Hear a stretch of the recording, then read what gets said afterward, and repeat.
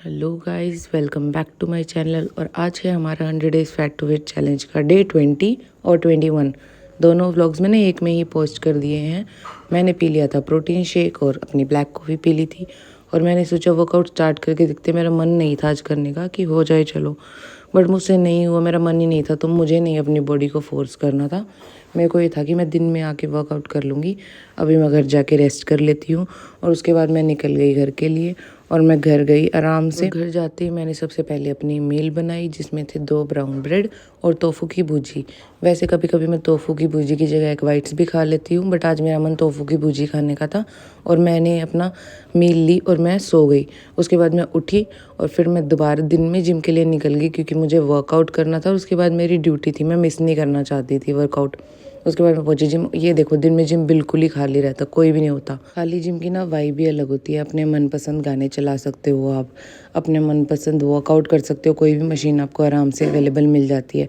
तो मेरे को जल्दी से वर्कआउट स्टार्ट करना था। तो सबसे पहले मैंने पी ब्लैक कॉफ़ी और उसके बाद मैंने दिखा रही हूँ आपको मैं अपना जिम। ये देखो क्या वाइब है ना, मस्त। आप भी अगर हिसार से हो और अगर आपको जिम ज्वाइन करना है तो आप विजिट कर सकते हो Jinesh gym, Krishna Nagar, 5th floor, Reliance fresh.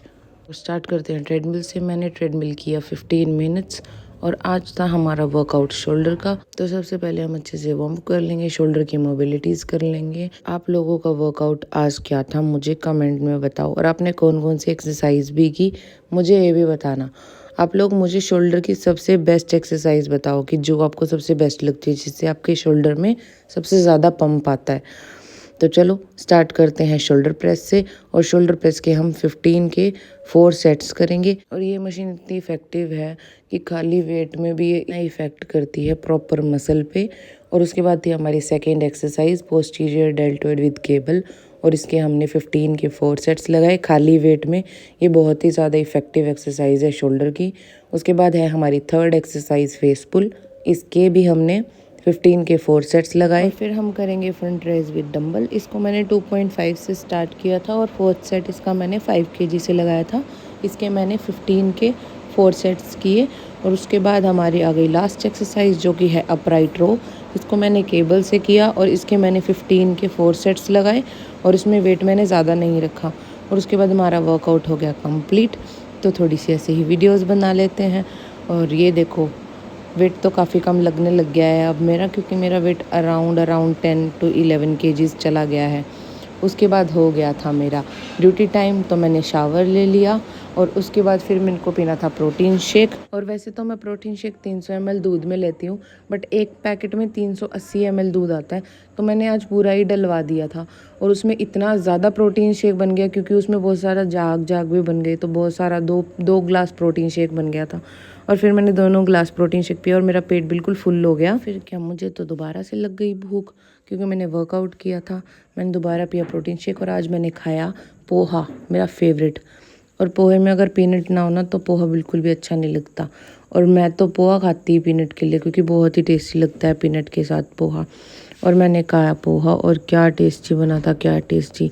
अगर आप हिसार में हो तो डेली डोज जिनीस जिम का ज़रूर ट्राई करना। सब कुछ बहुत ही अच्छा मेन्यू है और टेस्टी भी है सब कुछ। और फिर मैं गई एक बार एक गेड़ी मारने ज्ञान केंद्र की तरफ, और मैं घूम के फिर चली गई वापस घर। और मैंने ली अपनी रात वाली मील, जिसमें था राइस, दाल और टोफू की भुजी। मैं पूरा दिन निकाल देती हूँ इस रात वाली मील के लिए, जो कि मेरी फेवरेट है। और आ गया था नेक्स्ट डे, था संडे, और मेरी ड्यूटी थी आज, मेरा ऑफ नहीं था। मैंने खाया दोबारा पोहा और पिया प्रोटीन शेक। बाद मैं चली गई घर और हो गया था मेरा दोबारा से सेकंड मील का टाइम, जो कि दोबारा से था प्रोटीन शेक। और मैंने प्रोटीन शेक पिया और उसके बाद मैं सो गई। फिर मैं उठी और मैं रेडी हो गई, क्योंकि मुझे लेने जाना था शूज़। और जैसे कि अभी चल रहा है विसर्जन का टाइम, तो बहुत ही भीड़ मिली हमें रास्ते में और सब नाचते गाते जा रहे थे। और उसके बाद हमने जाके नहर पे, जहाँ पे विसर्जन होता है, वहाँ पे देखो इतनी भीड़ थी वहाँ पे, इतने लोग थे वहाँ पे। उसके बाद हम फाइनली पहुँचे हैं NH10 और मैं गई सबसे पहले प्यूमा के शोरूम में। और मुझे वहाँ पे कुछ भी नहीं समझ आया, कोई वैरायटी ही नहीं थी वहाँ पे। और मैं वहाँ से बाहर आ गई। मुझे ऐसा लगा कि आज तो मेरे को खाली हाथ ही घर जाना पड़ेगा, मुझे कुछ भी नहीं पसंद आया वहाँ पे। फिर हम वहाँ पे थोड़ा सा घूमते रहे, बट मुझे ऐसा लगा क्यों टाइम वेस्ट करना है, संडे इसको वेस्ट नहीं करते हैं। फिर हम चले गए एडिडास के शोरूम में, जो कि थोड़ा सा इससे पीछे पड़ता है। और वहाँ पे देखते हैं कि हमें कुछ पसंद आता है या नहीं। वहाँ जाते ही हमने देखा नीचे उनका क्लोथिंग का था और ऊपर उनका था शूज़ वगैरह का। तो मैंने जाके शूज़ देखे, वहाँ पे अच्छी खासी वैरायटी थी और मुझे कुछ ब्लैक एंड वाइट में लेना था। तो मैंने सबसे पहले भैया को बोला कि मुझे ब्लैक एंड वाइट में दिखाओ। उन्होंने मुझे सबसे पहले ये शूज़ दिखाया और ये था 5 नंबर। वैसे मैं यूजुअली 6 नंबर लेती हूँ, बट ये मेरे को 5 भी ठीक था। मैंने सॉक्स नहीं पहनी थी इसलिए मुझे सही आ गया ये। और मेरे को ये इतना अच्छा लग रहा था, इसकी क्वालिटी भी बहुत अच्छी थी और ये पहनने में भी फिट भी बहुत सुंदर लग रहा था इसका। और मेरे को पहनते ही इतना मज़ा आ गया, मैं वहीं वहीं अपना क्लास वाला डांस वांस करने लग गई, जंपिंग जैक्स किए मैंने। और ये मैंने फ़ाइनल कर दिया, मैंने पहला ही पेयर यही पहना था और मैंने ये फ़ाइनल कर दिया और ले लिया। उसके बाद गए हम इसकी बिलिंग करवाने। मैं ले तो रही थी ये शूज़, बट मुझे नहीं पता था कि नेक्स्ट डे मेरे साथ ये होगा। उसके बाद बताती हूँ मैं आपको, अगले व्लॉग में बताऊँगी। उसके बाद फिर मैंने देखा कुछ टाइट्स मेरे को, क्योंकि टाइट्स लेनी थी ब्लैक कलर की, बट वहाँ पे ब्लैक कलर प्रॉपर अवेलेबल नहीं था। तो मैंने उसको छोड़ा और अपने शूज़ की बिलिंग कराई और ये रहे मेरे शूज़ 5 नंबर। और ये बहुत ही सुंदर लग रहे थे, बहुत ही। मुझे कलरफुल शूज़ कम ही पसंद है, मुझे ब्लैक एंड वाइट ही पसंद है। और मैंने ले लिए थे एडिडास के शूज़ 1 पेयर। उसके बाद हमने वहाँ जाके देखा रिबॉक के शोरूम पे 60% ऑफ लिखा हुआ था। मैंने सोचा चलो जाते हैं, एक और शूज़ देख लेते हैं कि कैसा लगता है। और हमारा सिर्फ मेन रीज़न यही था कि हम इस वजह से कहते क्योंकि 60% ऑफ लिखा हुआ था। तो हम वहाँ गए, वहाँ तो वैरायटी की भरमार। ये देखो लाइन में वैरायटी, मैं तो देखते ही कंफ्यूज होगी कि क्या देखना है, मुझे लेना क्या है, स्नीकर्स लेने हैं या स्पोर्ट शूज़ लेना है। फिर मैंने भैया को बोला कि मुझे कुछ ऐसा दिखाओ कि अच्छा लगे जो जीन्स वगैरह पे भी। तो उन्होंने मुझे सबसे पहले ये शूज़ दिखाया और फिर मैंने उनको बोला मैं लेसिस टाई करती हूँ, बट इन्होंने बोला नहीं नहीं हम ही करते हैं, हम करेंगे।